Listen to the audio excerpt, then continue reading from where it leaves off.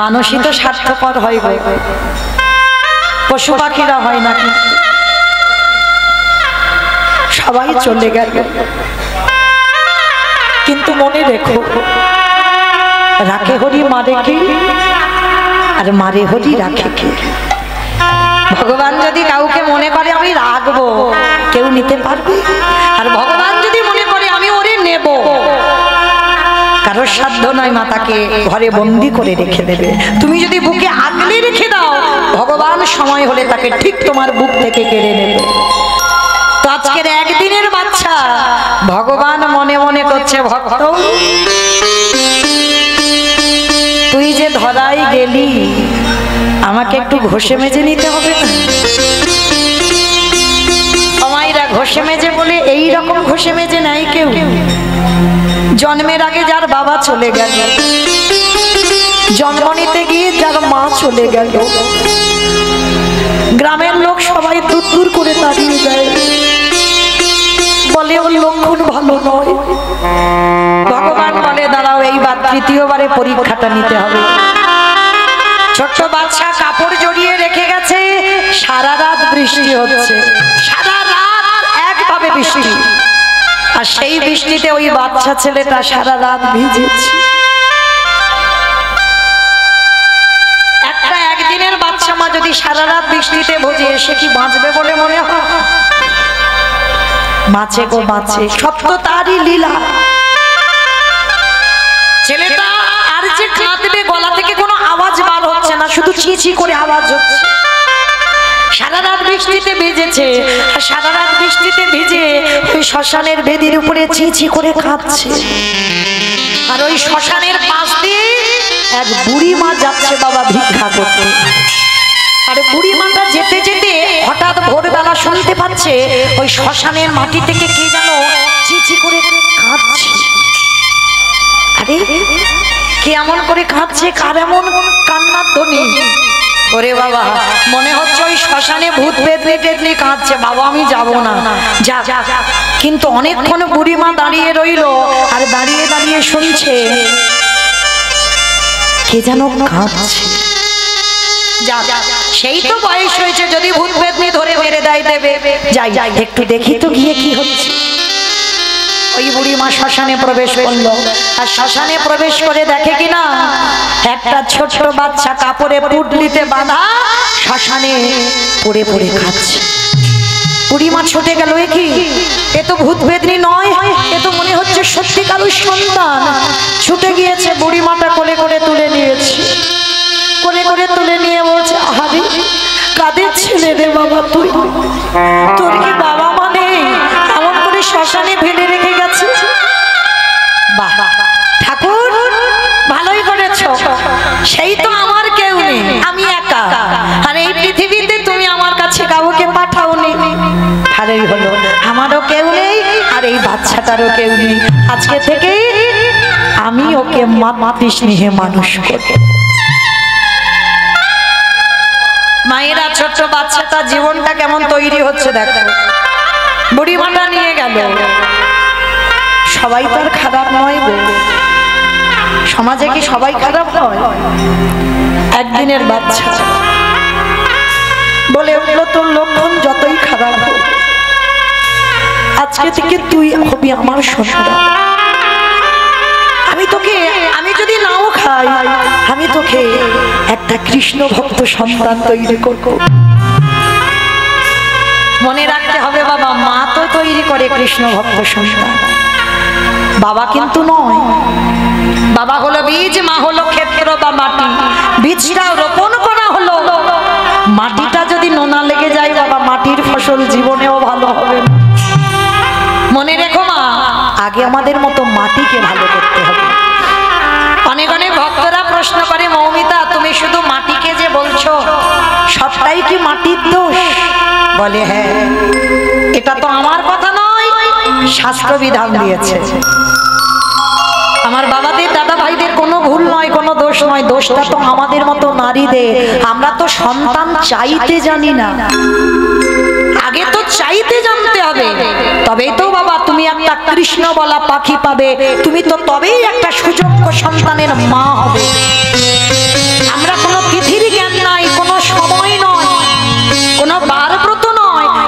যদি কিছু না মানো তুমি সন্তানের মা, ভালো সন্তানের মা হবে কি করে? ভালো সন্তান নিতে গেলে স্বামীর কাছে আঁচল পেতে ভিক্ষা চাইতে হবে যে তুমি আমার একটা কৃষ্ণ বলা সন্তান দাও। যদি বলেন বাবা এটা আমার কথা না, শাস্ত্র বিধান দিয়েছে দেখেন, তখন আপনারা আমার কথা শোনার পরে বুঝতে পারবেন আমার মাটিরই দোষ। যদি বলো কেন, দেখেন কশ্যপ মুনি বাবা, একটা মুনি ছিল যার নাম ছিল কশ্যপ মুনি। এই কশ্যপ মুনির 17টা স্ত্রী ছিল, তার মধ্যে 4টে ছিল পাট রানী মানে প্রধানা। আর এই 4টে রানীর মধ্যে দিতি, অদিতি, কদ্রু, বিনতা 4টে ছিল পাট রানী। তাদেরকে রেখে 12 বছর চলে গিয়েছিল মা তপস্যায়, 12 বছর। তা 12 বছর যখন তপস্যায় গেল, এক যুগ 4টে রানী ঘরের দরজা জানলা বন্ধ করে বসে বসে কাঁদছে। কেন কাঁদছে? কিছু অসুখী নেই মা, সব সুখ আছে, কিন্তু একটাই অসুখী, কি জানো? সন্তানের জননী হতে চায়। তা কশ্যপ মুনি তপস্যা করছে, 4টে রানী যখন কাঁদছে, কশ্যপ মুনি কিছুতে তপস্যার বসতে পারছে না, বারবার ভঙ্গ হয়ে যাচ্ছে। তা কশ্যপ মুনি বাড়িতে ফিরে 4টে রানীকে ডেকেছে, বড় রানী, মেজ রানী, সেজ রানী, ছোট রানী, এখানে এসো। কি ব্যাপার তোমরা এমন কান্নাকাটি করছো ঘরে? আমার তপস্যায় বসতে পারছি না, বলো কি হয়েছে? স্বামী, আমরা সন্তানের জননী হতে চাই। বেশ, তবে শোনো, আমি তো যোগী পুরুষ, আমি কারোর ঔরসজাত সন্তান দিতে পারবো না, তবে আমার আশীর্বাদে তোমরা 4 জনেই মা হবে। কি করে? বলে আমি স্পর্শ করলেই তোমরা সন্তানের জননী হবে। যাও 4 জনে স্নান করে এসো। দ্বিতীয়, অদিতি, কদ্রু, বিনতা 4 জনে স্নান করে এসেছে। আর যেই না স্নান করে এসেছে, মা একটু মন দিয়ে শুনবেন, আপনাদের বোঝার মতো কথা। তা 4টে রানী যেই না এসেছে, কশ্যপ মুনি প্রথমে ডেকেছে বড় রানী অদিতিকে, অদিতি এদিকে এসো, বলো তুমি কেমন সন্তান চাও? বড় রানী অদিতি করজোর করে বলছে, স্বামী, সন্তান যদি দিতে হয় তুমি আমার আঁচলে এমন সন্তান দাও যে সন্তানের জন্য যেন আমার জগৎ জোড়ার নাম ডাক হয়। মায়েরা চাওয়াগুলো শুধু দেখে নাও, কিরকম চাইছে স্বামীর কাছে। কশ্যপ মুনি বলছে তথাস্তু, তাই হবে। তোমার গর্ভে যারা আসবে তারা হবে সবাই এক একটা দেবতা। দেবতাদের মা হলো অদিতি। এইবার মেজ রানীকে ডেকেছে দিতি, ও মেজ রানী এদিকে এসো, বলো তুমি কেমন ছেলের মা হতে চাও? এবার দেখবেন মা এক নারী আর এক নারীকে হিংসে করে। একটা পুরুষ না একটা পুরুষকে যত না হিংসা করে, একটা নারী কিন্তু একটা নারীকে বেশি করে। তো এইবার বড় রানী তো আগে নিয়ে নিয়েছে, মেজ রানী রেগে গিয়ে বলছে, আমি আর কি চাইবো? তুমি তো বড় দিদির বেলা ভালোটা দিয়ে দিলে, আমার ভাগে আর কিছু আছে? আরে বাবা, তুমি বড় দিদির জন্য তো রেগে যাচ্ছ কেন? বলো না তুমি কেমন ছেলে চাও। আমি তো কথা দিলাম তুমি যেমন ছেলে চাইবে আমি তেমন ছেলে দেব। ঠিক আছে, তাহলে দিতে যদি হয় আমার এমন সন্তান দাও যেন বড় দিদির থেকে আমার ছেলেরা দ্বিগুণ শক্তিশালী হয়। চমকে উঠেছে কশ্যপ, তুমি এক নারীর হিংসায় জর্জরিত হয়ে তুমি আমার কাছে সন্তান চাইছো, বলশালী সন্তান। কথা দিয়েছি যখন দেব, তোমার গর্ভে যারা আসবে তারা দেবতাদের থেকে অনেক অধিক শক্তিশালী, যারা হবে এক একটা অসুর। মায়েরা যারা যারা মন দিয়ে শুনছো, বাবা কিন্তু একটা, বাবার কিন্তু ভুল, বাবার ভুল নয়, চাইতে জানি না, চাওয়ার গন্ডগোল, ওই জন্য ছেলে পাচ্ছে। দেখো এইবার তাহলে বড় রানী দেবতাদের মা হলো, মেজ রানী অসুরদের মা হলো। এই যে মহালয়ের সময় দেবতা আর অসুরদের যুদ্ধ হয় না, এরা কেউ অন্য কেউ নয়, সব তো ভাই ভাই। বাবাটা একটাই, মাগুলো শুধু আলাদা। চাওয়ার গন্ডগোলের জন্য ছেলে ওইভাবে তৈরি হয়েছে। তাহলে দুটো রানী হয়ে গেল। এইবার 3 নম্বরের রানীকে ডেকেছে, সেজ রানী এদিকে এসো, এদিকে এসো। সেজ রানীটা কি বললাম না, কি বললাম? সেজ রানীটা কি? কদ্রু, বেশ কদ্রু, কদ্রুকে ডেকেছে। কদ্রু বলো তুমি কেমন ছেলে চাও? আর সে তো দুটো রানী আগে নিয়ে নিয়েছে বাবা, সে 3 নম্বরের রানী, সে তো জ্বলছে। সে মাথার কেশ এলিয়ে দিয়েছে, পরনের বসন লুটছে, এলু থেলু বেশ রাগান্বিত হয়ে বলছে আমি আর কি চাইবো? তুমি তো বড়জনকে আগে দিলে, মেজজনকে দিয়ে দিলে, আর 3 নম্বরেরটা বেলার ভালো কিছু আছে? আরে বাবা তুমি অত খেপে যাচ্ছ কেন? বলো না গিন্নি তুমি কেমন ছেলে চাও? আমি তো কথা দিয়েছি যাকে যাকে যে যেমন ছেলে চাইবে আমি তেমন দেব।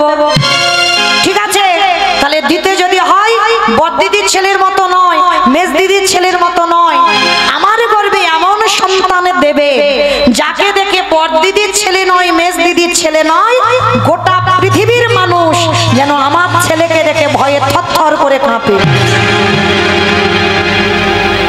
সে আশীর্বাদ দেবে কি কশ্যপমণি চমকে উঠে সর্বনাশ। হ্যাঁ গো কদ্রু, তোমার গর্বে যারা আসবে তাদেরকে দেখে সবাই ভয় পাবে, বলে হ্যাঁ ওই রকম ছেলে লাগবে, দিতে হয় দাও, আর দিতে যদি না পারো তাহলে দিতে হবে না। এখন বাড়ির বউ রেগে গেলে কি হবে? ঠিক আছে রেগে যেও না, আমি দেব।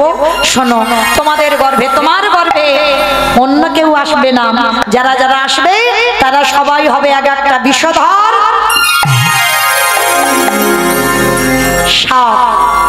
সাপেদের মা হলো কদ্রু। পৃথিবীতে যত রকমের সাপ আছে সাপেদের মা হলো কদ্রু। তাহলে মনে রেখো বাবা একটাই, মায়ের গন্ডগোলের জন্য কি হচ্ছে আজকে। তাহলে 3টে রানী হয়ে গেল।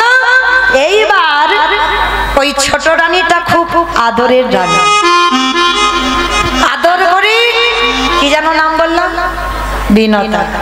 আদর করে স্বামী ডাকে অবিনো, বিনো। আর ছোটটা সে পিছনে দাঁড়িয়ে দাঁড়িয়ে কাঁদছে। এরা বড়রা নিয়ে নিয়েছে না, ছোটটা দাঁড়িয়ে কাঁদছে। তা কশ্যপমণি গিয়ে বলছে অবিনো এ কি গো, এইরকম দূরে দাঁড়িয়ে দাঁড়িয়ে কাঁদছো কেন? ও বুঝতে পেরেছি, তুমি মনে মনে ভাবলে বড় দিদিকে দিলাম, মেজ দিদিকে দিলাম, শেষ দিদিকে দিলাম, তোমার ভাগে আর কিছু নেই, এই জন্য কাঁদছো। না সাবধান, নারী কিন্তু সব চরিত্রগুলো দেখেন। দেব না এখানে এত নারী আছে মানে বাবা সবাই একরকম, সবাই সব রকম, তাই না? দেখেন এই যে 4 জনের চরিত্র দেখলে বুঝতে পারবে। ছোট রানীটা কাঁদছে, এই যে আমার কাছে এসো। কাঁদছো কেন? তুমি পাবে না ওই জন্য? কে বলেছে বড় দিদিকে দিলাম, মেজ দিদিকে দিলাম, শেষ দিদিকে দিলাম? বলো ছোট তুমি কেমন সন্তান চাও? না না আমার ওই রকম করে বললে হবে না, আগে ত্রিসত্য করো। আমি যেমন ছেলে চাইবো তুমি আমায় তেমন ছেলে দেবে। আরে বাবা ত্রিসত্য করার কি আছে? তোমার বড় দিদি, মেজ দিদি, শেষ দিদিকে দিলাম আর তোমাকে দেব না? বলো তুমি কেমন চাও? না আগে ত্রিসত্য অঙ্গীকারে আবদ্ধ হও। ঠিক আছে ত্রিসত্য করলাম, বলো তুমি কেমন ছেলে চাও? স্বামী গো, কথা বলা স্বভাব দেখেছো? এখানেই তো বোঝা যাবে। স্বামীর চরণে প্রণাম করে বলছে স্বামী গো, আমার বড় দিদির মতো সন্তান চাই না, আমার মেজ দিদির মতো সন্তান চাই না, আমার শেষ দিদির মতো সন্তান চাই না। তোমার চরণে আমার একটাই নিবেদন, আমার 10টা ছেলের দরকার নেই, তুমি আমার গর্ভে একটাই সন্তান দিও। কিন্তু স্বামী গো সেই সন্তানে জানো কৃষ্ণ কৃষ্ণ কৃষ্ণ বলিতে পারে, আমার অন্য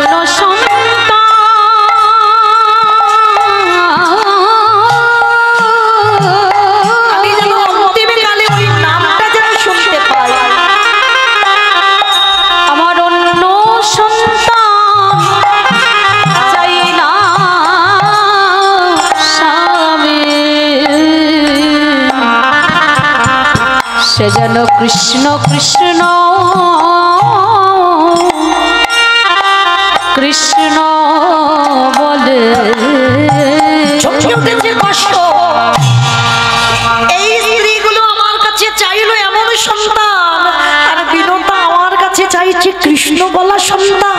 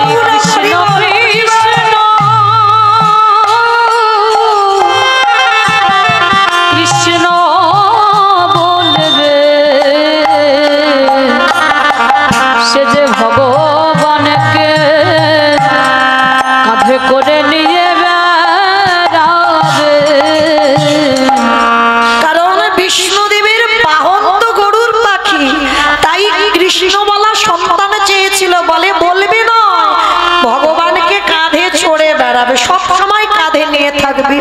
আর ভগবান যদি কাঁধে বসে তাহলে পড়বে কোথায় তার দুটো চরণ? বলি আরে তো চরণ ছাড়ব না, যে চরণে পাওয়ার লাগি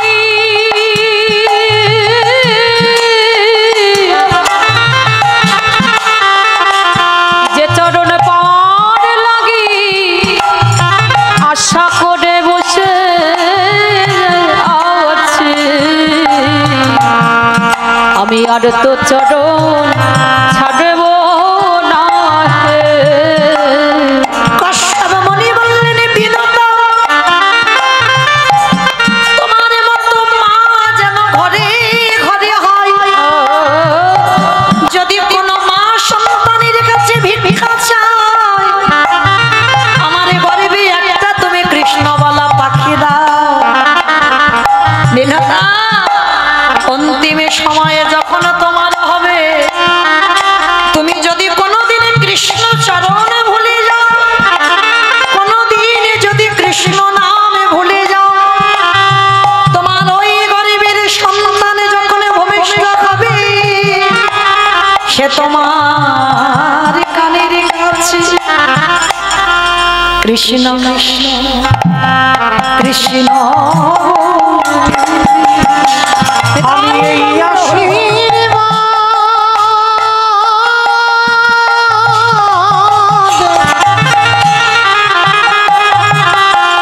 আমি এই আশীর্বাদ করিলাম তোমার, সদাই কৃষ্ণ নাম শোনাইবে। তাহলে মাইরা যারা যারা শুনছেন মন প্রাণ দিয়ে বলেন, তাহলে আর কি কোনোদিন বলবেন যে আমার বীজের গন্ডগোল? তাহলে বীজটা হলো বাবা, আর আমাদের মতো নারীরা হলো মাটি। বীজটা বপন করা হলো, মাটিটা যদি ভালো না হয় মাটির ফসল জীবনে ভালো হবে। ছোট ছেলেটার ওই একটাই খেলা, ভগবান ছাড়া সে আর কিছু জানে না। ভগবান মনে মনে চিন্তা করলো, আরে খোকা, প্রথমে তোর বাবাকে কেড়ে নিয়েছি, দ্বিতীয়বারে মাকে কেড়ে নিয়েছি, এইবার 3 নম্বরের পরীক্ষা, তৈরি হয়ে যা। এইবার হঠাৎ 3 দিনের জ্বরে যে বুড়ি মা মানুষ করছিল, হঠাৎ 3 দিনের জ্বরে ওই বুড়ি মার মৃত্যু হয়ে গেল। ছোট ছেলেটা চিৎকার করে বলে উঠলেন, মা বাবা, আমার বাবা চলে গেল, আমার জন্মদাতা মাও চলে গেল, চিরজন্মের মতো তুমিও আমাকে একা ফেলে রেখে চলে গেলে মা। ওই ছোট্ট বাচ্চা যার বাড়িতে খিদের জ্বালায় একটু খেতে যায়, সে দূর দূর করে তাড়িয়ে দেয়, বাবাকে খেলিয়ে মাকে খেলিয়ে যে বুড়ি মা মানুষ করছে তাকে তুই খেলি, আবার আমাদের বাড়িতে খেতে এসেছিস? হ্যাঁ, কেউ তোকে খেতে দেব না। গলা ধাক্কা দিয়ে গ্রাম থেকে দূর দূর করে তাড়িয়ে দিয়েছে, বেরিয়ে যা। কালকের পর থেকে জানো আর তোর এই মুখ আমরা গ্রামে দেখতে না পাই। এই রাতের অন্ধকারে সবাই মিলে গলা ধাক্কা দিয়ে বের করে দিয়েছে। গাছের তলায় বসে বসে কাঁদছে কৃষ্ণ। কি আমার অন্যায়, কি আমি কর্ম করেছিলাম যার জন্য আমার বাবা মা যে মানুষ করলো তাকেও তুই কেড়ে নিলি? কি আমি পাপ করেছিলাম আমায় বলে দে। 3 দিন হয়ে গেল, ছোট বাচ্চা কিছু খেতে পাচ্ছে না, 3 দিন হয়ে গেল। আমার কালকের একাদশী করে আজকে শরীর আর অনেকে চলছে না। একদিন উপোস নয়, ফল টল আহার করেন, অনুকল্পও পাই, তবু পাচ্ছি না। কিন্তু আজকের একটা দুধের বালক 3 দিন গ্রামের লোক খেতে দেয়। সবাইকে অনুমতি দেওয়া আছে, ও যার বাড়িতে যাবে কেউ খেতে দেবে না, ও না খেয়ে মরে যাবে। গাছতলায় 3 দিন না খেয়ে বসে আছে। প্রভু,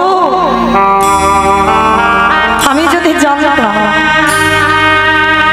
তোমায় ভালোবাসলে এত কষ্ট পেতে হয়,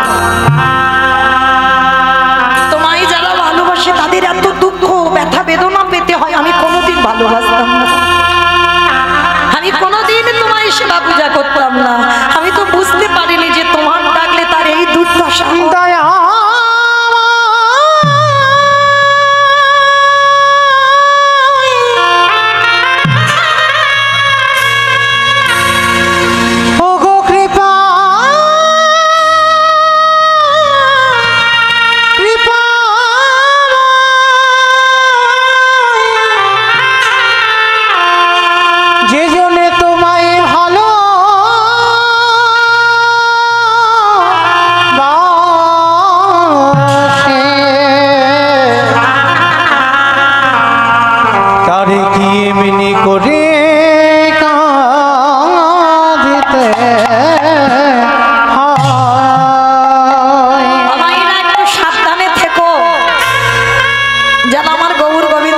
ভালোবাসো, একটু সাবধানে থেকো। কেন বললাম জানো? ভগবান বলেছে না, যে করে আমার আশ তারে করি সর্বনাশ। ভগবান জীবনে ভক্তের সর্বনাশ চায় না, কারণ বাবা ভক্ত তো তার প্রাণ, ভক্ত তো জীবন। ভক্ত যদি প্রাণ হয়, ভক্ত যদি জীবন হয়, কোনোদিন ভগবান সর্বনাশ চায়? আমরা বলছি ভুল, শুনছি ভুল। যে করে আমার আশ তারে করি সর্বনাশ। সর্বনাশ আলাদা, সব নাশ আলাদা। ভগবান সর্বনাশ করে না, সব নাশ করে। কি নাশের কথা বললো? প্রথমে তোমার আত্মীয় পরিজন, বন্ধু বান্ধব, সব থেকে তুমি যাকে বেশি ভালোবাসো, ভগবান বলল চিরজনমের মতো তাকে তোমার কাছ থেকে কেড়ে নেবে। কেউ তোমার থাকবে না আর কাছে। তুমি কৃষ্ণ ভক্ত হলে ভগবান চাইবে তোমাকে একা করে দেবে, পথের ভিখারি করে দেবে, রাস্তার ভিখারি করে দেবে। তোমাকে একাই জীবন কাটাতে হবে।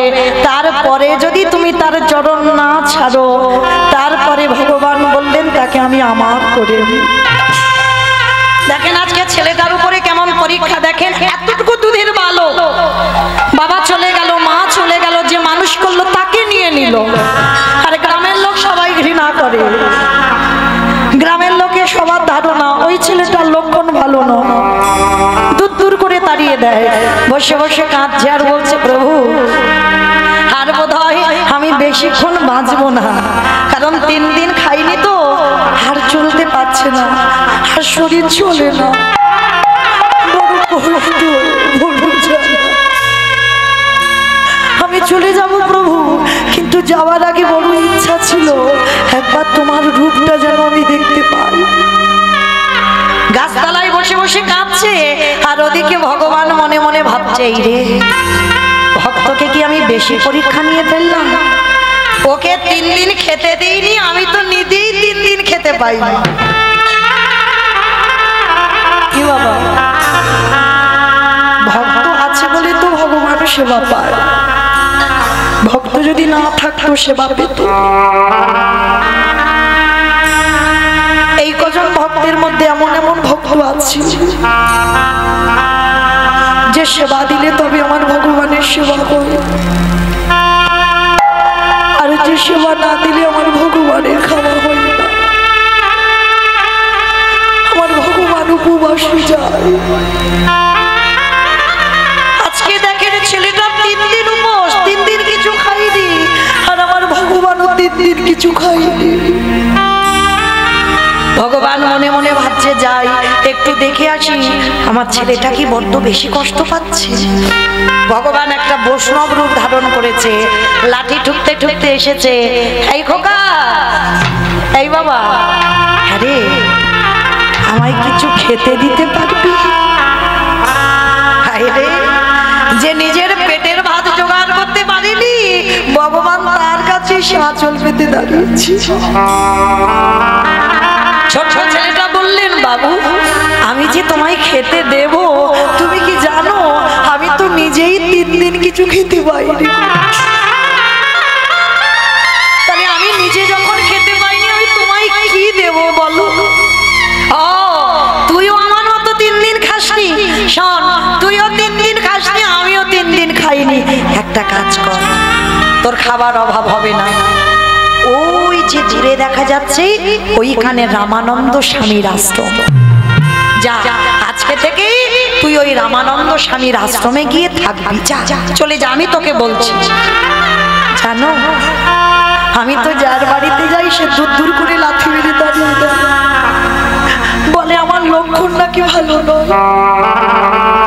আমি যার বাড়িতে যাই তার বাড়ি নাকি অমঙ্গল ঘটে, ওই জন্য তো আমাকে কেউ আশ্রয় দেয় না। এই ছেলে, আমি বলছি না তুই ওই আশ্রমে যা, দেখবি তোকে আশ্রয় দেবে। সঙ্গ যদি করতে হয় একজন ভক্ত সঙ্গ করো, কারণ মনে রাখতে হবে বাবা, সঙ্গের জন্য অনেক কিছু নষ্ট হয়ে যাবে। তোমার ভজন সাধন তুমি যদি ঠিক ঠিক সঙ্গ না পাও, তোমার ভজন সাধনও মাটিতে মিশে যাবে। গিয়েছিল না বাবা এখানে যারা শাস্ত্রজ্ঞানী, যারা তত্ত্বজ্ঞানী, 12 জন বৈষ্ণবের মধ্যে 10 নম্বরের বৈষ্ণব ছিল মহাভারতে পিতামহ ভীষ্ম। 12 জন মহাজনের মধ্যে তিনি একজন ছিল বৈষ্ণব, পরম বৈষ্ণব। আর সেই পরম বৈষ্ণবের দুর্গতিটা কি হলো? একটা দুটো দিন নয়, 58 দিন ওই সরসজ্জায় শয়নে ছিল। শুধু সরসজ্জায় শয়ন করলো না, একটা একটা তীর গেঁথেছে বাবা। প্রত্যেকটা তীরের আগা থেকে রক্তবিন্দু ঝরে ঝরে মাটিতে পড়ছে। কেন পড়ছিল? সঙ্গটা ভুল ছিল। যে বৈষ্ণব হবে তার এই রকম দুর্দশা হবে কেন? সঙ্গটা ভুল ছিল। কোনদিন সতের সঙ্গ করল না, অসতের সঙ্গ করলো। আর অত অসতের সঙ্গ করতে করতে ওই ভীষ্মের শরীরে যত রক্তবিন্দু ছিল প্রত্যেকটা রক্তবিন্দু অসতে পরিণত হয়ে গেল। জানো মায়েরা, এই ভীষ্ম যখন সরসজ্জায় ছিল, এই সরসজ্জায় থাকাকালীন ভীষ্মের সর্ব অঙ্গে তীর গাঁথা ছিল। অর্জুন মেরেছিল সর্ব অঙ্গে তীর, কিন্তু মাথাটায় বাবা কোনো তীর গাঁথা ছিল না। দেখবেন যারা মহাভারতে ছবি টবি দেখেন, যারা পড়েন তো খুব ভালো, আর যারা ছবি দেখেন দেখবেন ভীষ্মের মাথাতে কোনো তীর গাঁথা ছিল না। কেন? ভীষ্ম একজন বৈষ্ণব হয়ে জগৎকে শিখিয়ে দিল, ওরে জগৎ, বড় যদি হতে চাও সবার আগে মাথাটাকে নিচু করতে। আর যতদিন না তুমি মাথা নিচু করতে জানো ততদিন তুমি কোনোদিন কারোর কাছে বড় হতে পারবে না। মাথাটা ভীষ্মেরই নিচু হয়েছিল। এইবার অসহ্য যন্ত্রণা, মানে এত শরীরে জ্বালা যন্ত্রণা হচ্ছে। পঞ্চ পাণ্ডব এসে বলছে, দাদু তুমি এবার মরে যাও, তুমি এবার মরে যাও, কারণ আমরা তোমার এই কষ্টটা দেখতে পাচ্ছি না। কারণ তোমার এই যে অঙ্গ থেকে রক্তগুলো মাটিতে পড়ছে, এর যে কত কষ্ট, এত যন্ত্রণা, আমরা 5 ভাই বলছি দাদু তুমি এবার মরে যাও। কারণ বাবা ভীষ্মের তো ইচ্ছা মৃত্যু ছিল, মনে করলে মরবে, আর মনে যদি না করেছে মৃত্যু হবে না। ভীষ্মের কথাগুলো শুনে যখন পাণ্ডবরা বলছে, দাদু তুমি এত কষ্ট পাচ্ছ, তুমি কি মরে যেতে পারছো না? কি বাবা, আপনার সংসারী মানুষ, যখন কোনো ব্যক্তি অসুস্থ হয়, কোনো ব্যক্তি যখন খুব কষ্ট পায়, বয়স হয়ে গেছে কিন্তু মরছে না, আমরা সাধারণ মানুষ ভগবানের কাছে প্রার্থনা করি না ভগবান মানুষটা যেন মরে যায়, কারণ এই কষ্টটা দেখা যায় না। সবাই বলছে দাদু তুমি এবার মরে যাও না। ভীষ্ম শয়ন করিয়াছে সরসজ্জায়, চোখের দুটো কোণ দিয়ে বাবা একটু একটু করে জল পড়ছে মাটিতে। দাদু তুমি কাঁদছো, কি হয়েছে দাদু তোমার? শোন বাবা, আমি চলে তো যাব, কিন্তু আজকের আমি তোদের কি করে রাজ্য চালাতে হয় একটু শিখিয়ে দিয়ে যাই। কিন্তু দাদু তুমি তো কদিন ধরে আমাদের শেখাচ্ছ, কিন্তু তোমার কষ্ট হচ্ছে কথা বলতে, তুমি এবার মরে যাও না দাদু, এবার মরে যাও। ভীষ্ম বলছে যাব তো আমি মরে, কিন্তু আমি মরেও যে শান্তি পাবো না রে। কেন তুমি মরে শান্তি পাবে না? পাবো কি করে? আমি যে একজনের চরণের বড় অপরাধ করে রেখেছি, ও দাদু সে কি? একবার বলো, আমরা তাকে নিয়ে আসবো। কার কাছে তুমি অপরাধী? সে না এলে আমি মরতে পারবো না। সে কে তুমি বলো, তার নামটা? দ্রৌপদী। যাও একবার দ্রৌপদীকে আমার কাছে নিয়ে এসো। আমি জানি ও যদি একবার আমার নামটা শুনে আমাকে ঘৃণা করবে, কিন্তু দ্রৌপদী যতদিন আমাকে ক্ষমা করবে আমি তো মরে শান্তি পাবো না। তৃতীয় পাণ্ডব অর্জুন বলছে, দাদু তাহলে তুমি একটু দাঁড়াও, আমি একটু যাই দ্রৌপদীকে ডেকে আনি। অর্জুন ছুটে গেছে দ্রৌপদীর কাছে। দ্রৌপদী, দ্রৌপদী, ও দ্রৌপদী, একটা কথা বলবো, শোনো না। কোন মানুষ যখন মৃত্যু শয্যায় পড়ে, কোন মানুষ যখন মৃত্যু শয্যায় যন্ত্রণা পায়, ওই মৃত্যুমুখী মৃত্যু যাত্রী মানুষের মনের আশা পূর্ণ করতে হয়। দ্রৌপদী করজোর করে বলছে, স্বামী তুমি কি বলতে চাইছো? দ্রৌপদী,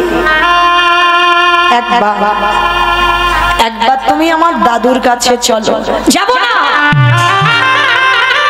চুপ করো, একটা কথা তুমি বলবে না। হাজার বারো যদি বলো আমি একটা কথা বলবো, আমি তোমার দাদুর কাছে যাব না। দ্রৌপদী, যা হয়েছে তোমার সঙ্গে তুমি ভুলে যাও। মনে করো মা, এটা তোমার ভাগ্যে ছিল, কিন্তু দাদু যে বড় কষ্ট পাচ্ছে, তুমি না গেলে, তুমি না ক্ষমা করলে দাদু মরতে পারবে না। চলো, তোমার কাছে আমি স্বামী হয়ে হাত জোড়ো করে বলছি, তুমি একবার দাদুর কাছে চলো। সতী নারী প্রতিবাক্য পালন করতে হবে। তো দ্রৌপদী অর্জুনের কথা মতো ভীষ্ম সরসজ্জায় আছে, দরজার ধারে দ্রৌপদী গিয়ে দাঁড়িয়ে আছে। ভীষ্ম মাথাটা তুলে দেখছে দ্রৌপদী দূরে দাঁড়িয়ে আছে। এসো আমার ঘরের ভিতরে এসো। যাব না, দেখা করতে বলেছো, তোমার দরজার ধারে এসেছি, কিন্তু তোমার ছায়া যেন আমার গায়ে না পড়ে। ভীষ্ম নয়ন জলে বুক ভাসাচ্ছে। দ্রৌপদী রেগে গিয়ে বললেন, দাদু আজকে তুমি আমার স্বামীদের ধর্মের জ্ঞান দিচ্ছ, সেদিন তোমার জ্ঞান চৈতন্য কোথায় ছিল? আজকে তুমি আমার স্বামীকে শিক্ষা দিয়ে যাচ্ছ কি করে রাজ্য পরিচালনা করতে হয়, কিন্তু সেদিন তোমার চৈতন্য, সেদিন তোমার জ্ঞান, সেদিন তোমার বিবেক কোথায় ছিল? যেদিন ওই দুঃশাসন আমার বক্ষের কাপড় ধরে টানলো, যেদিন আমি পুরুষসভা কারোর কাছে এত সাহায্য চাইনি, আমি তোমার কাছে বারবার হাত জোড়ো করে বলেছিলাম, দাদু তুমি কিছু তো বলো, কিন্তু তুমি আমাকে দেখে মুখটা ফিরিয়ে নিয়েছিলে। সেদিন আমি কেঁদে কেঁদে আমার সখা কৃষ্ণকে জানিয়েছিলাম, সখা আজ যেমন আমার চোখের জল একটা একটা করে মাটিতে পড়ছে, এই চোখের জল একদিনে যেন কাঁটা হয়ে আমার দাদুর শরীরে গেঁথে যায়। কাঁদো দাদু কাঁদো, সেদিন আমিও তোমার মতো কেঁদেছিলাম, তুমি আমার দিকে ফিরে তাকাও। আচ্ছা দাদু, একটা কথা তুমি বলবে আমার?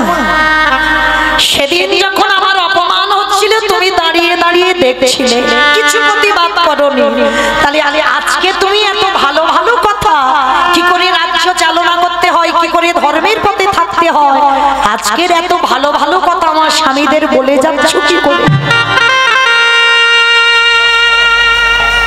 ভীষ্ম কেঁদে কেঁদে বলছে, দ্রৌপদী তুমি আমার কাছে এসো, আমি সব বলে যাব, যে সেদিন আমি কেন প্রতিবাদ করিনি, আর আজকের কেন আমার মুখ থেকে সৎ কথা বার হচ্ছে। দ্রৌপদী, সেদিনে আমি অসতের সঙ্গ করতাম, সেদিন আমি দুর্যোধনের অন্নে প্রতিপালিত হয়েছিলাম।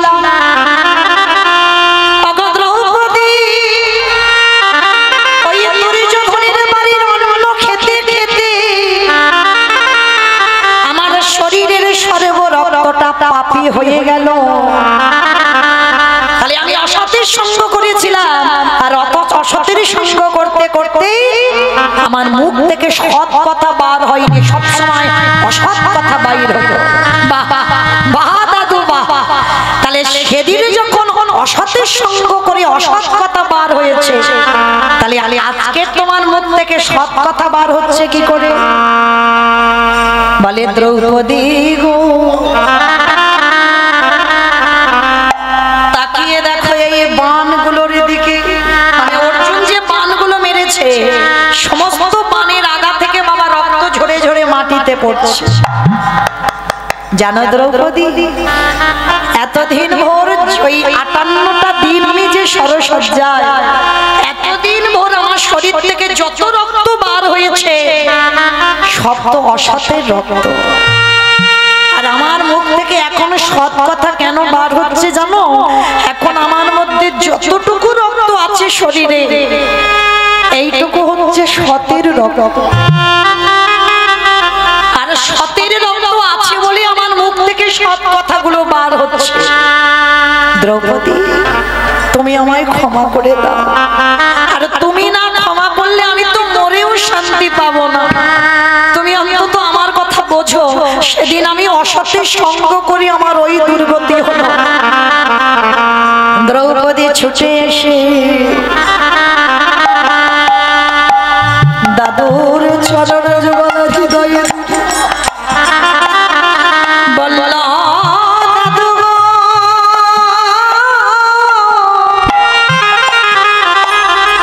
আমি তোমায় ক্ষমা করে দিলাম, এইবার তো মরে যাও। বলে, মরবো তো বটে, কিন্তু আমি যার জন্য অপেক্ষা করছি সে তো এখন এলো না। আমি যে মরবো, আমি যার জন্য অপেক্ষা করছি সে তো এখনো এলো না, আমি মরবো কি করে? ও দাদু, আবার কাকে তুমি চাইছো? ওদিকে দেওয়ালের আড়ালে দাঁড়িয়ে দাঁড়িয়ে হাসছে ভগবান। কারণ ভীষ্মে যাওয়ার সময় হয়েছে, ভগবান আড়ালে দাঁড়িয়ে আছে। ভীষ্ম মাথাটা তুলে অনুভব করতে পেরেছে কৃষ্ণ এসেছে। বাবা, যারা প্রকৃত ভক্ত চরণ ধরেছ, গুরু চরণ ধরেছ, তোমার আশেপাশে যে ভগবান আসবে সেই সৌভাগ্য অর্জন করিনি যে সাক্ষাতে ভগবান দেখব। ভগবান ছলনা করে ছদ্মবেশে আসবে। যদি তুমি ভক্ত হয়েছ, তুমি অনুভব করতে পারবে আমার আশেপাশে কেউ না কেউ আছে। ভীষ্ম বুঝতে পেরেছে দরজার আড়ালে কৃষ্ণ দাঁড়িয়ে আছে। কৃষ্ণ রে, আমার দরজা তো খোলাই আছে, আমার দরজা খোলা আছে, তুই বাইরে আছিস কেন? আমার ঘরের ভিতরে আয়। ভগবান নয়ন ইঙ্গিত করে বলল, ভীষ্ম দে, আমি তো সবার দরজাতে দাঁড়িয়ে থাকি। বাবা, কোন দরজা? ওই যে ইট বালি সিমেন্টে গাঁথা ঘর আর শাল কাঠের যে লোহার দরজা না, এই রক্ত মাংসে দেহে গড়া ঘর। এই ঘরে আমার আত্মা রূপী ভগবান সবার ঘরে দাঁড়ায় আছে। সবার ঘরে তো যাবে, যদি ডাকার মতো কেউ ডাকতে পারে আমারে ভগবান কি থাকতে পারে? যে জনে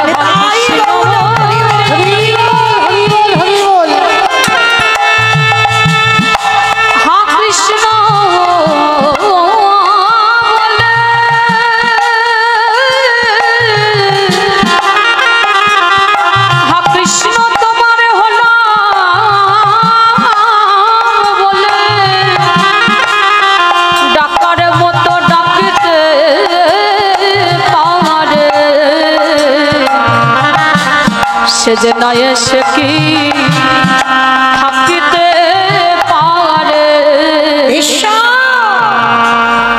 এতদিন তুমি ডেকেছো বটে, কিন্তু তোমার ডাক সঠিক হয় না। তবে আজ যখন তোমার যাবার সময় হয়েছে, আজ আমি এসেছি তোমার দরজায়। ভীষ্ম বলল, কৃষ্ণ কেন? তুই তো প্রতিজ্ঞা করেছিলি যেদিন আমার নিদানের সময় হবে সেই দিন আমার দরজায় দাঁড়াবি।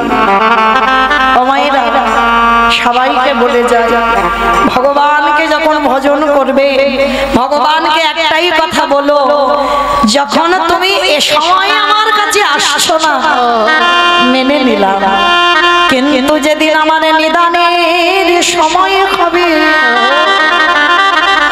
সেদিনে কথা দিয়ে যাও আমার দরজার ধারে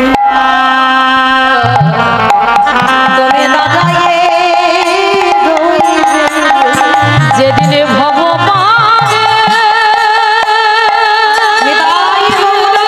হরি বল হরি বল হরি বল। যেদিন ভগবানে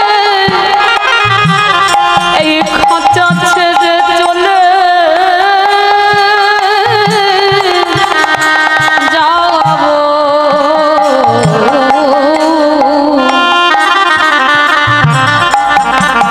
সেদিন আমার দরজায় তোমার দর্শন দিও।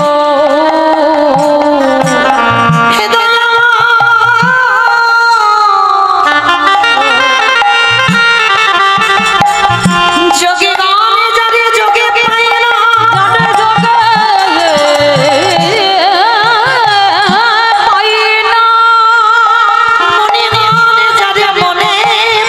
না মনে গানে যারে মনে পায় না ধ্যানে গানে যারে ধ্যানে পায় না সেই অমূল্য চরণ আমার দরজা হে দয়াময় আজ তোমার রূপ দর্শন করতে করতে আমার এই পাখিটা যখন দুবারে থেকে চলে যাবে প্রভু একেবারে তুমি যুগল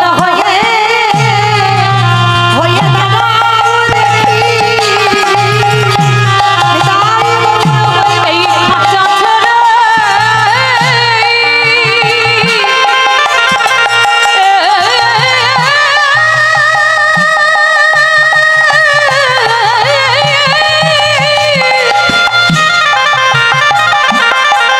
এই খাঁচা ছেড়ে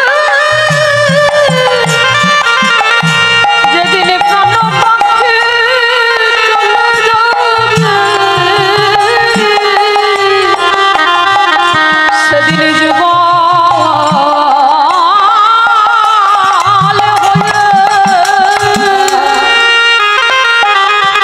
হয়ে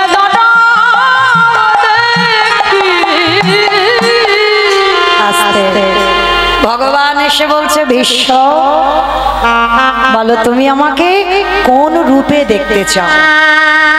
এই জায়গাটা বাবা খুব ভালো করে শুনবেন।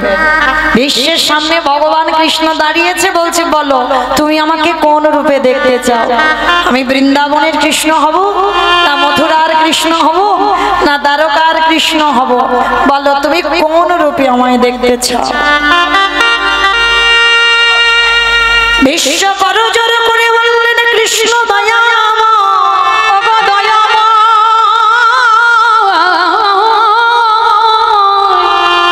আমি বৃন্দাবনের কৃষ্ণ চাই না, আমি মথুরার কৃষ্ণ চাই না, আমি দ্বারকার কৃষ্ণ চাই না। ও মা সব থেকে আমার রূপ যদি দেখতে চাও তাহলে বৃন্দাবনের কৃষ্ণ রূপে দেখতে চাই সবাই। আর তুমি আমাকে বলছো তুমি তিনটি রূপে দেখতে চাও না, কেন তুমি তাহলে কোন রূপে দেখবে? হে দয়াময় রূপ যদি দেখাতে ওই অর্জুনের রথের সামনে যে তুমি সারথি হয়ে দাঁড়িয়েছো তুমি আমাকে সেই রূপ দেখো। কেন জানো হে দয়াময় প্রতিটা রূপে দেখেছে ভক্ত তোমার চরণে বসি, সবে রূপে দেখেছি ভক্ত তোমার পায়ের নিচে বসি, কিন্তু কুরুক্ষেত্রের মাঠে আমি নিজে চোখে দেখলাম তুমি ভক্তের চরণ তলে নিচে দাঁড়াই আছো। তাহলে আমি তো জেনে গেলাম হে দয়াময় তোমার মতো ভক্তির ভগবান আর কেউ না। তুমি যে ভক্ত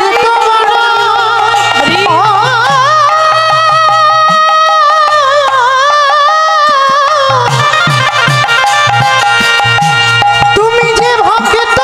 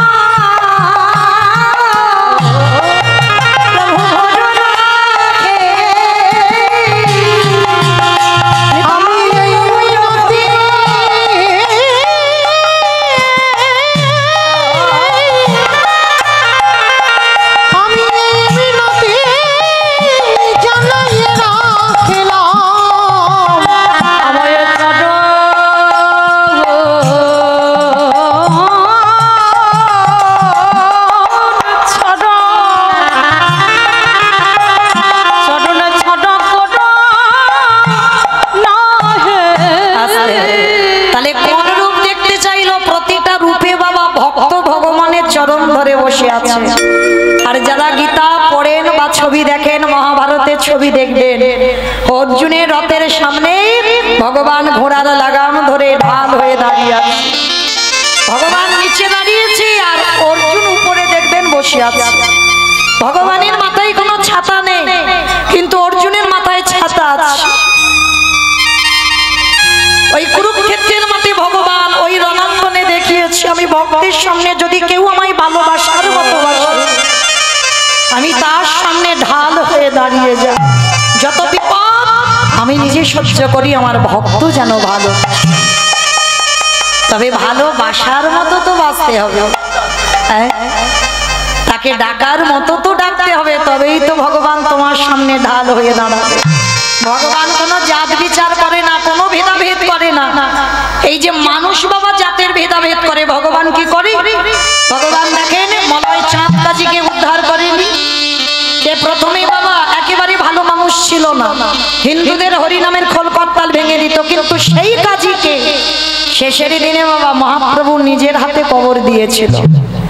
নিজের হাতে ওই বামন পুকুরে, যারা মায়াপুরে যাবেন, মায়াপুরে ঢুকতে আগে স্টপেজে যে নামটা হচ্ছে বামন পুকুর, ওই বামন পুকুরে কাজীকে কবর দিয়েছে মহাপ্রভু নিজের হাতে। আর কাজীর একটা আক্ষেপ ছিল, আমার গায়ে আমার কবরের উপরে কেউ ফুল দেবে না। ভগবান বলেছিল দরকার নেই কারো, যে আমারে চায় তারে আমি চাই, যে আমারে না চায় তারে আমি না চাই। কি দরকার? অনেকে বলে না মা টাকা পয়সা থাকলে শেষের দিনে আমার লোক থাকবে, দেখবা একটা পুত্র সন্তানের দরকার, কেন শেষের দিনে আমার মুখে আগুন দেবে। কি মা গ্যারান্টি দিতে পারবে শেষের দিনে তোমার ছেলে তোমার মুখে আগুন দেবে?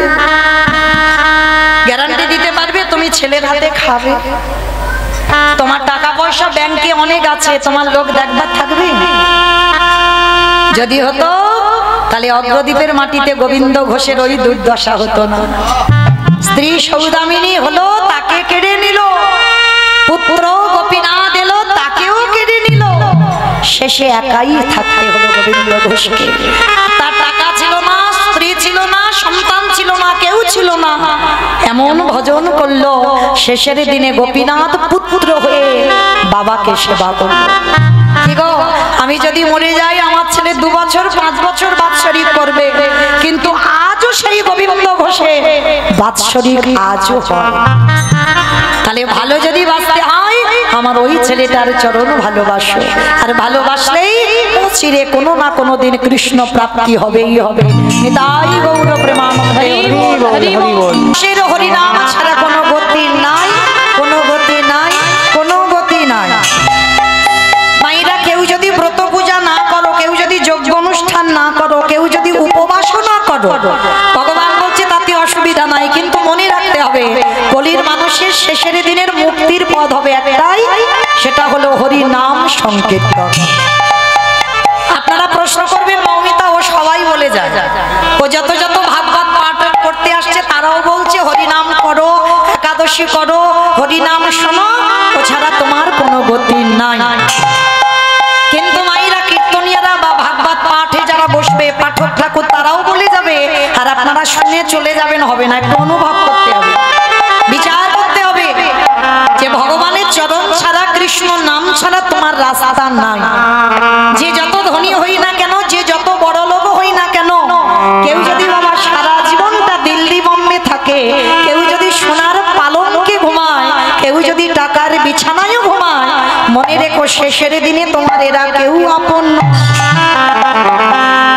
যে যত তাড়াতাড়ি জানতে পারবে বাবা তার তত তাড়াতাড়ি মঙ্গল হবে, এ কেউ নয় তোমার। যেমন আমি 3 ঘন্টা হয়ে গেলে বাবা এই হরিনামের মঞ্চ থেকে চলে যাব, ঠিক তদ্রূপ সংসারটা হচ্ছে একটা নাটকের মঞ্চ।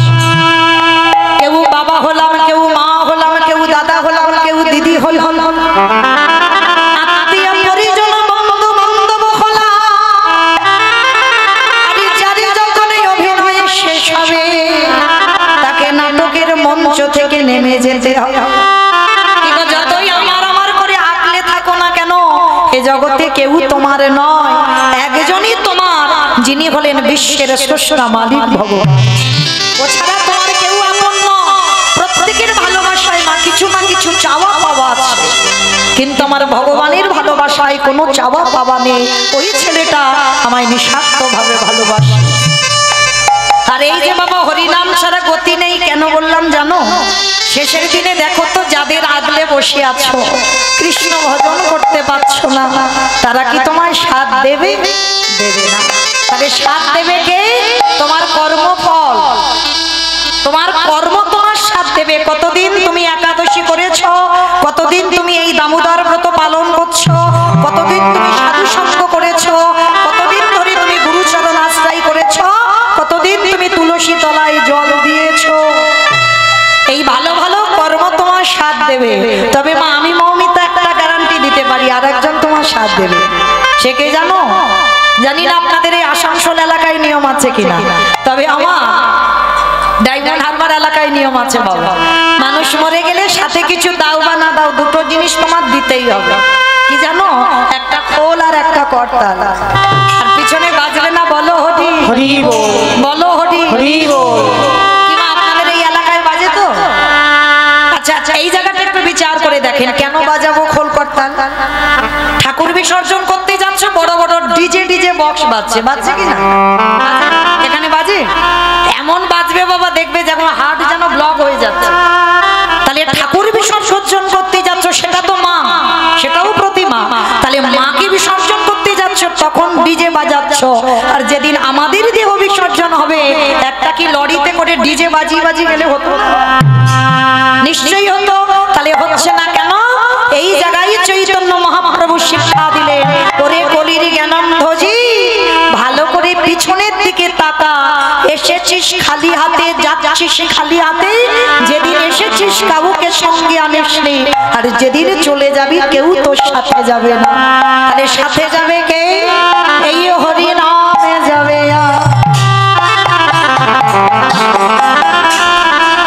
আমাদের পচা দেখো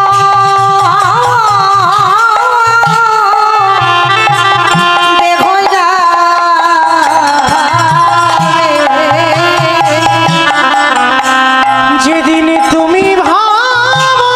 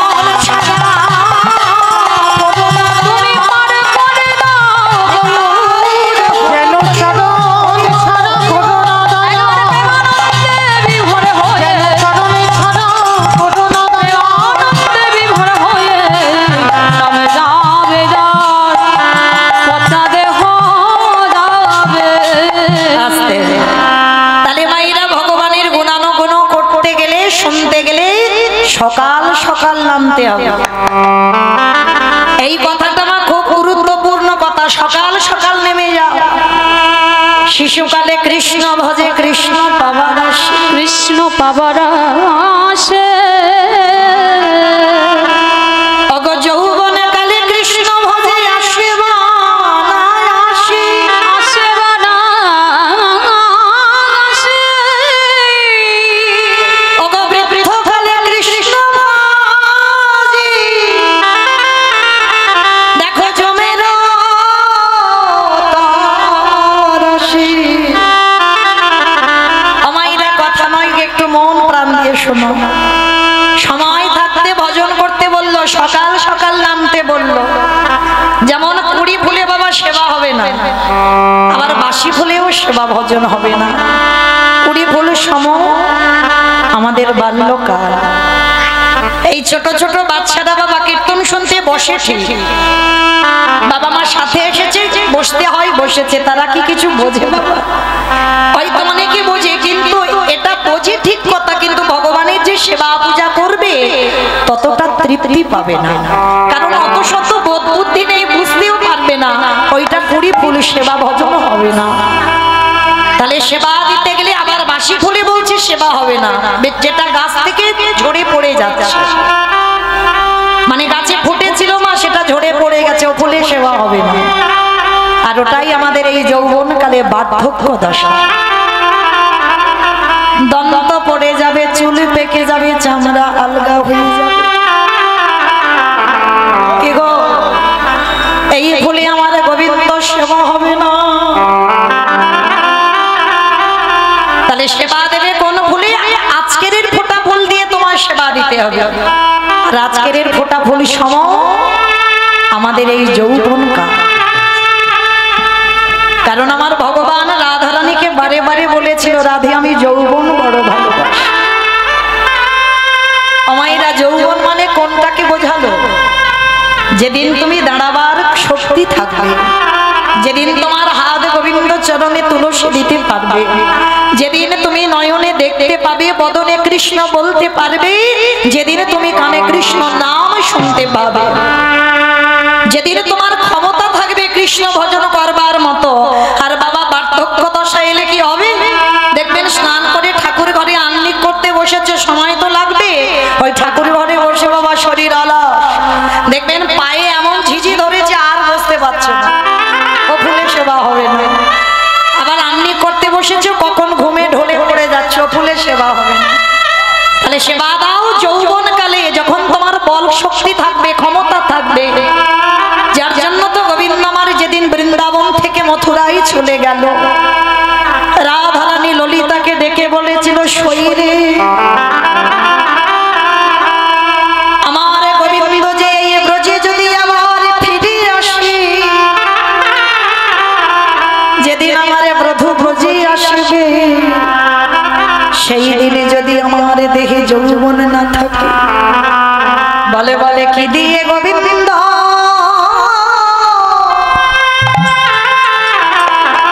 আমি সেবা দিব? আমার যৌবন যদি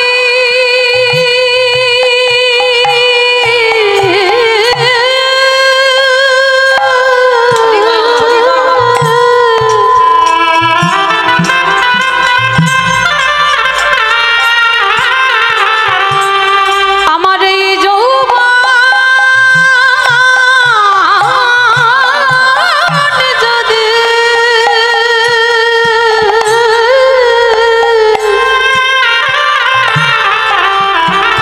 যদি ফুরয়ে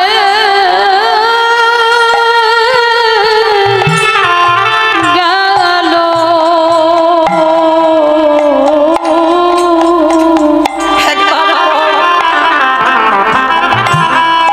ওরে ললিতা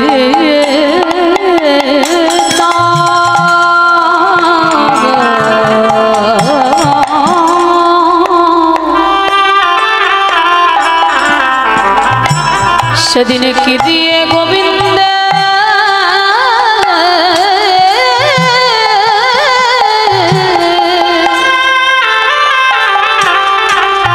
সেবা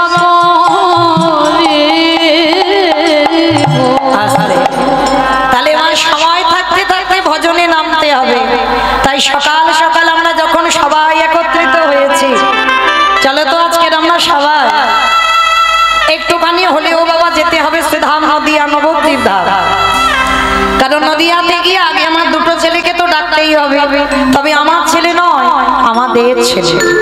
এক হলো আমার নিতাই চাঁদ, এক হলো আমার গৌর চাঁদ। আর এই দুটো ছেলেকে বাদ দিয়ে তো কীর্তন হবে না। সংকীর্তন পিতা শ্রীকৃষ্ণ চৈতন্য, সংকীর্তন যজ্ঞে তারে যেই ভজে সেই বড় ধন্য। তাহলে মায়েরা চলেন, আজকের আমরা একটুখানির জন্য কি যাবেন তো সবাই নদিয়ায় যাবে? সবাই যদি চলে যাও তাহলে কীর্তন হবে কাকে নিয়ে? কেউ যাব না, কারণ এই রাত্রিবেলা বাবা যদি নবদ্বীপে যেতে চাও এক্ষুনি তোমার ছেলে বৌমার কাছ থেকে অনুমতি নিতে হবে, স্বামীর কাছ থেকে অর্ডার নিতে হবে, তবে তুমি যেতে পারবে। কিন্তু একজনকে বাবা কোনো কৈফিয়ত বা কোনো অনুমতি নিতে হয় না। বলো তো সে কে? মন। মন হচ্ছে স্বাধীন, কারণ একে বাবা কাউকে বলতে হবে না যে হ্যাঁ আমি নবদ্বীপ যাব। আর এ বাবা সব থেকে দ্রুত, যত বাবা তুমি ফ্লাইটে যাও না কেন, যত তাড়াতাড়ি হোক না কেন, মনের থেকে তাড়াতাড়ি যেতে পারবে। এক্ষুনি চোখ দুটো বন্ধ করে বলো যে একটু সুরধনী গঙ্গায়, এই দামোদর ব্রত তো শেষ, আর আমাদের দুটো দিন হাতে রইল। তাহলে এই যে দামোদর ব্রতের শেষের সময় একটু গঙ্গা স্নানটা করে আসি। একটু চোখটা বন্ধ করে মনে মনে করো, মন চলে যাবে সুরধনী গঙ্গা। আর মন চোখটা বন্ধ করে একটু মনে করো একবার বাঁকে বিহারী লালকে দেখবো, উত্তরপ্রদেশ বৃন্দাবন, সোজা মন চলে যাবে সেখানে। তাহলে মন দ্রুত, তাহলে থাক দেহগুলো সব ছেলে পুলে মানুষ করুক, দেহগুলো সব সংসারে থাক, কিন্তু মনটা যেন সংসারে হাবুডুবু না খায়। এই দিকটাই খেয়াল রাখতে হবে বাবা, খুব খেয়াল রাখতে হবে। দেহটা থাকবে সংসারে, মনটা সংসারে দিলে হবে না। কারণ আমরা সবাই বাবা সংসার করছি না, সং সেজেছি, সার কেউ করি। এখানে এতজন ভক্ত যারা যারা আমরা সংসার করছি না, সব সং সেজে আছি, সারের কিছু বুঝিনি। কিমা বুঝেছো? সার সার তো তখনই হবে কখন জানো? ওই ঢেকি ঢেকি দেখেছো তো? ঢেকি যারা ঢেকি দেখেছো বাবা, ওই যে চাল কোটাতে যাই না, এখন আর ঢেকি ঢেকি নেই, এখন তো সব মেশিন হয়েছে, মিক্সচার মেশিনে ঘরেইতে হয়ে যায়। তো তখনকার দিনে মায়েরা সংসারের কাজ সেরে সব ঢেকিতে চাল কোটাতে যেত। আর ওই ঢেকি যারা দেখেছো দেখবে দুইজন পাত দেয়, পাত দেয় না, আর একজন ঢেকির গড়ের কাছে বসে ওই চালটাকে একবার করে পাত খাইয়ে দেয়। কারণ এক জায়গা বারবার ঢেকিটা পড়লে তো হবে না, একবার করে ঘুরিয়ে দিতে হবে। তো সংসারী মা সংসারের কর্ম সেরে বাবা ঢেকিতে চাল কুটাচ্ছে। এমন সময় স্বামী এসে বলছে, হ্যাঁ গো গিন্নি, তুমি তো সংসারের কাজ করছো, হ্যাঁ গো তুমি কি জানো আমাকে অফিসে যেতে হবে, রান্না বান্না হয়েছে? বলে স্বামী টেবিলে রাখা আছে, তুমি আজকে একটু বেড়ে খেয়ে নাও। আবার একটুখানি পরে ছেলে এসে বলছে, আমা স্কুলে যাবো তো, জামা কাপড় কই? বলছে বাবা ওই আল্লাতে রেখে দিয়েছি, গুছানো আছে, তুই আজকে একটু পরে চলে যা। এতগুলো কথা বলছে, বলো তো মনটা কোথায় আছে? মন কিন্তু একবারও ছেলের দিকে যায়নি, মন কিন্তু স্বামীর দিকে যায়নি। চোখটা আছে ঠিক কথা, কিন্তু মনটা রেখেছে ঢেকির গড়ে। কেন? একবার যদি ছেলের দিকে মন চলে যায়, একবার যদি স্বামীর দিকে মন চলে যায়, ঢেকিটা হাতে পড়বে, আর হাতে পড়লে একেবারে নিতাই গৌর হরি বল। তাহলে সংসারে যারা করছো দেহগুলো রেখে দাও স্বামী ছেলে পুলের কাছে, কিন্তু কখনো যেন মন স্বামীকে দিয়ে দিও না, মন ছেলে সংসারে দিও না। মনটা রেখে দিতে হবে আমার ঢেকির গড় সমান আমার গোবিন্দের রাতুল চরণে। আর যারা ঢেকির গড়ের মতো গোবিন্দ চরণে মন রেখে সংসার করে, তাদেরই অচিরে কৃষ্ণ প্রাপ্তি হইব। একেবারে মনে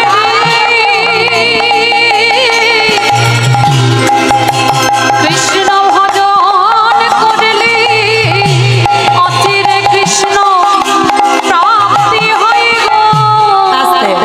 তাহলে কি বললাম না, সবাই থাক দেহগুলো সংসারে, মনগুলো নিয়ে যাই চলো সুরধনী গঙ্গায়।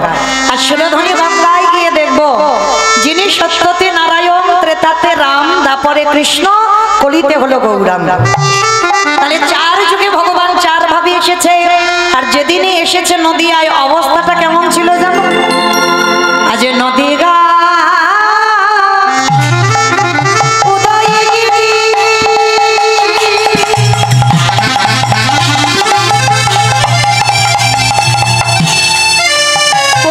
চন্দ্র গৌর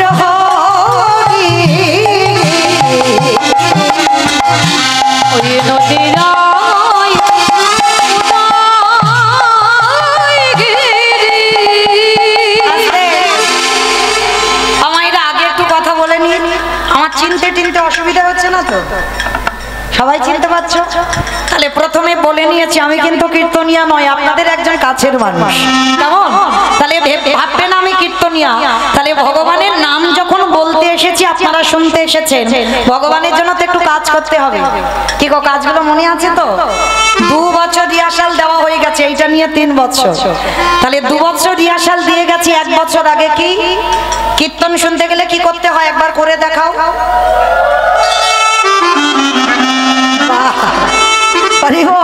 এই না হলে ভক্ত কই, একটু দাও উলুধ্বনি প্রেম সে। আজ নদী গা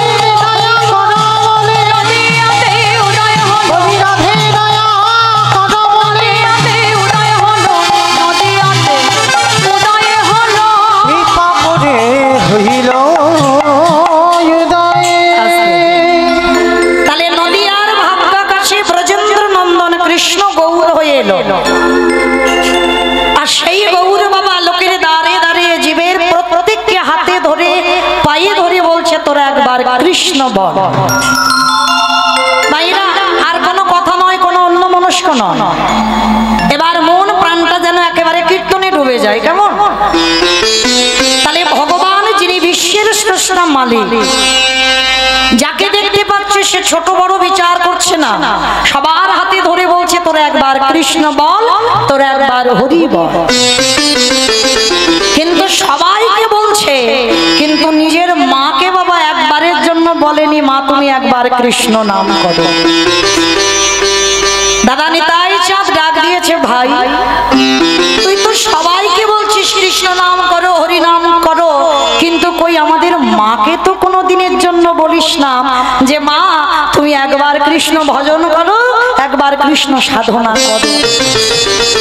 কেন বলিস না ভাই? তো নিমাই হেসে বলেছিল, দাদা আমি সবাইকে ক্ষমা করতে পারি, কোন ভক্ত যদি আমার কাছে অপরাধ করে আমি ক্ষমা করে দিতে পারি, কিন্তু কোন ভক্ত সে আমার মা হলেও কোন ভক্ত যদি বৈষ্ণব চরণে অপরাধ করে সেই অপরাধীকে আমি এ জীবনে নয় কোনো জন্মেই ক্ষমা করি না। চমকে উঠেছি দাদা নিতাই চাঁদ, ভাই এটা তুই কি বলছিস?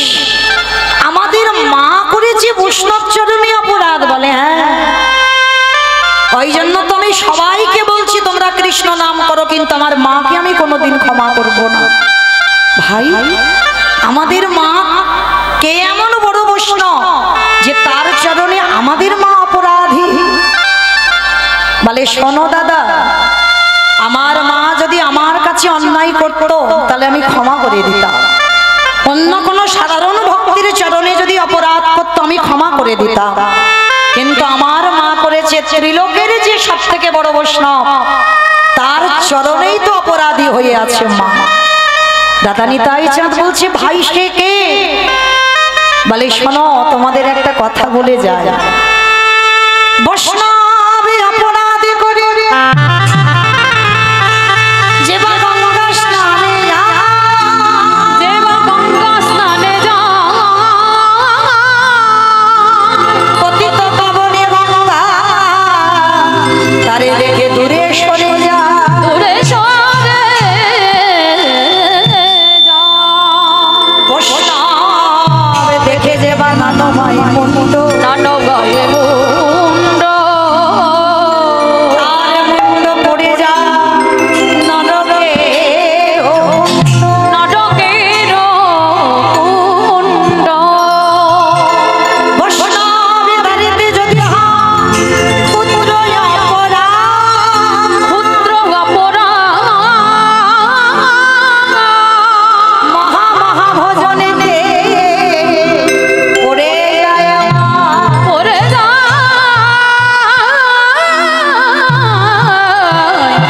বাস। তাহলে বৈষ্ণব চরণে যদি কেউ অপরাধ করে, মায়েরা সবার চরণ ধরে বলে যায় একটু সাবধানে থেকো বৈষ্ণব দেখে। কেন? অনেক অনেক ভক্তরা আছে বাবা, নিজেরা আচরণ করবে না কিন্তু বৈষ্ণবদের পিছনে কাঠি দিতে ছাড়বে না, তাদের পিছনে খুদ ধরতে ছাড়বে না। এখন তো বাবা, বাবা মা মরে গেলে ওই 15টা দিন হবিষণ্য পেতে পারে না, কিন্তু আমাদের মতো বহু বহু ভক্তরা তারা একটা মাস একবার করে ওই হবিষণ্য পেয়ে আছে। কিন্তু তারা নিজেরা পারবে না, কিন্তু তাদের পেছনে খুদ ধরতে ছাড়বে না। তো ভগবান নিজেই বলছে দাদা নিতাই চাঁদকে, দাদা আমি সবাইকে ক্ষমা করি, কিন্তু বৈষ্ণব চরণে যে অপরাধ করে তাকে আমি জীবনেও ক্ষমা করি না। তাহলে ভাই, আমাদের মা সে অন্য কেউ হলে মানা যেত, আমাদের মা এমনকি তোর মা, তাহলে ত্রিলোকের বড় বৈষ্ণব সে কে? বলে ত্রিলোকের বড় বৈষ্ণব তো একজন, তিনি হলেন বাবা ভোলানাথ। ভগবান আখ্যা দিয়েছেন ত্রিলোকের বড় বৈষ্ণব হচ্ছে বাবা ভোলানাথ। আর সেই ভোলানাথ তো কলিযুগে এসেছে বাবা অদ্বৈত আচার্য গোসাই। আর সেই অদ্বৈত আচার্য গোসাইয়ের চরণে সচিমা মানে ভগবানের মা অপরাধী। কি অপরাধ করেছিল জানো? সামান্য একটা অপরাধ, যা আপনারা কল্পনা করতে পারবেন না যে এইটুকুর জন্য আজকের এত বড় অপরাধ। এই অদ্বৈত আচার্য 12 বৎসর তো তুলসী ভাসিয়ে কৃষ্ণকে গৌর করে এনেছিল। তো যখন কৃষ্ণকে গৌর করে আনলো, কিন্তু কৃষ্ণ যে গৌর হবে, সচিমার গর্ভে আসবে সেটা অনুভব করতে পেরেছিল, কিন্তু কত নম্বর গর্ভে আসবে সেটা তো ভগবান বলেনি। সচিমার গর্ভে আসবে বাবা সেটা জানি, কিন্তু কত নম্বর গর্ভে আসবে সেইটা অদ্বৈত আচার্য জানত না। ওই জন্য সিদ্ধান্ত নিল কি, যে যতগুলো সন্তান সচিমার গর্ভে আসবে আমি প্রত্যেকটা সন্তানকে ষষ্ঠাঙ্গে দণ্ডবত প্রণাম। আর আমি যদি ষষ্ঠাঙ্গে দণ্ডবত প্রণাম করি, আর আমি হলাম ত্রিলোকের বড় বৈষ্ণব, আমি মৃত্যুঞ্জয়, আর আমার প্রণাম যে গ্রহণ করবার শক্তি রাখবে সেই তো হবে কলিযুগের ভগবান। কি গো মাইরা, প্রকৃত বৈষ্ণবের প্রণাম সহ্য করবার অধিকার আপনাদের আমাদের নেই। পারবে না বাবা, তুমি একেবারে লয় প্রলয় হয়ে যাবে। হয়েছিল নবদ্বীপের মাটিতে। আপনারা জানলেন এই অদ্বৈত আচার্য ছোটবেলার নাম ছিল কমলাক্ষ। তো কমলাক্ষ মায়ের হাত ধরে, নাভাদেবীর হাত ধরে নবদ্বীপ বেড়াতে এসেছে শান্তিপুর থেকে। তা নবদ্বীপ বেড়াতে এসে বাবা হঠাৎ দর্শন করেছে ওই নবদ্বীপের রাজার একটা সুন্দর মন্দির তৈরি করেছিল, কালী মন্দির। তা কমলাক্ষকে হাত ধরে নিয়ে গেছে নাভাদেবী। নাভাদেবী গিয়ে বলছে খোকা প্রণাম কর। তা কমলাক্ষ তো জানে ওটা কে আর আমি কে। ভালো করে শুনবেন মা, মা কালীর মূর্তিকে দেখে অদ্বৈত আচার্য মানে কমলাক্ষকে বলছে বাবা একবার প্রণাম কর। আর কমলাক্ষই তো বাবা ভোলা না, এইবার কমলাক্ষ ছোট্টবেলায় বলছে ও মা আমি প্রণাম করব না। কেন প্রণাম করবি না? বলে আমি যদি প্রণাম করি তাহলে মূর্তি ভেঙে এক্ষুনি চৌচির হয়ে যাবে। বলে মজা করছিস? তুই এইটুকু যা বাচ্চা দুধের ছেলে তুই প্রণাম করলে আমাদের এই কালী মূর্তিটা ভেঙে যাবে? বলে হ্যাঁ মা বিশ্বাস করো, আমি যদি একবার প্রণাম করি মাথাটা ওই চরণে ঠুকি সঙ্গে সঙ্গে মূর্তি ভেঙে যাবে। তা যিনি মূর্তি তৈরি করেছে যার মন্দির, রাজা এসে বলছে কমলাক্ষ তুই নিজেকে কি এমন মনে করিস যে তুই আমার মাকে প্রণাম করলে আমার মা ভেঙে যাবে? ওই করে দেখা। তা কমলাক্ষ তখন হাত জোর করে বলছে দেখো তখন যেন তোমরা কেউ কিন্তু আমাকে বকবে না, কিন্তু আমি জানি আমি যদি প্রণাম করি তাহলে মায়ের মূর্তি থাকবে না। তা কেউ তো রাজি হচ্ছে না, কেউ তো ছেলেটাকে চিনতে পারছে না যে ওকে। এইবার সবার চাপে যেই না কমলাক্ষ হাত জড়ো করে আমার পতিদেব পাবনী মায়ের চরণ তলে দাঁড়িয়েছে। ওই কমলাক্ষ মৃদু হেসে বললেন আমাকে তুমি ক্ষমা করে দাও, কারণ আমি প্রণাম করতে চাইনি তোমার, কিন্তু আমার মা যে বাধ্য করছে, এই যে যার মন্দির সে তো বাধ্য করছে, আমি কি করব বলো? এইবারে যেই না কমলাক্ষ মাথাটা মায়ের চরণে ঠুকেছে সঙ্গে সঙ্গে মূর্তিটা মাঝখান থেকে একেবারে দ্বিখণ্ডিত হয়ে কেন হলো? কি গো স্বামীর প্রণাম গ্রহণ করবার শক্তি আছে মায়ের? বাবা যেই প্রণাম করেছে মায়ের মূর্তি ভেঙে চৌচির হয়ে গেল। তাহলে ওই বাবার কতটা পাওয়ার আছে, কতটা ক্ষমতা আছে। চিন্তা করলো সচিমার গর্ভে যে কটা ছেলে মেয়ে হবে আমি প্রত্যেকটাকে প্রণাম করব, আর আমার প্রণাম যে গ্রহণ করবে সেই হবে আমার ভগবান। এইবার পর পর সচিমার কোলে 8টা মেয়ে জন্মালো, আর ওই পর পর একটা একটা করে কন্যা সন্তানকে প্রণাম করে। আর যখনই প্রণাম করে সচিমার কোলে বসে কোনোটা 8 দিনের বাচ্চা, কোনোটা 5 দিনের বাচ্চা, কোনোটা 1 বছরও হয় না, সচিমার কোলে এক এক করে মারা যায়। নবম গর্ভে বিশ্বরূপ এলো বড় ছেলে, তাকে প্রণাম করলো, মাত্র 16 বছর মায়ের কাছে ছিল। আর ওই অদ্বৈতের সঙ্গে মেলামেশা করতে করতে ওই কমলাক্ষ যিনি বাবা অদ্বৈত আচার্য বড় হতে হয়েছে, তার সঙ্গে মিশতে মিশতে ওই বিশ্বরূপও চলে গেল সর্বত্যাগী সন্ন্যাসী। দশম গর্ভে নিমাই এলো, আর নিমাইকে কোলে আঁকড়ে রেখেছে, অদ্বৈতকে প্রণাম করতে দেবে না। কারণ সচিমা বুঝতে পেরে গেছে ওই লোকটা যদি আমার নিমাইকে প্রণাম করে আমার নিমাইও আমাকে ছেড়ে চলে যাবে, কিছুতেই প্রণাম করতে দেবে না। তা ওই যখন 8টা মেয়ে মরে গেল, বড় ছেলে চলে গেল, এই সচিমা নিমাইকে লুকিয়ে রেখে একটাই কথা বলেছিল যে যাকে এই নবদ্বীপে শান্তিপুরে যাকে বৈষ্ণব বলে, যাকে সবাই অদ্বৈত বলে ডাকে, আমি সচিমা ওকে অদ্বৈত বলবো না, ও হলো এই জগতে দ্বৈত। দ্বৈত যদি না হবে, আমার 8টা মেয়েকে কেড়ে নিয়েছে আমার কোল থেকে, আমার বড় ছেলেটাকে কেড়ে নিয়েছে, না জানি আমার ছোট ছেলেটাকে প্রণাম করবে, ওকেও কেড়ে নেবে। হয়ে গেল মা বৈষ্ণব অপরাধ। এই যে বললো ও অদ্বৈত নয়, ও হলো দ্বৈত।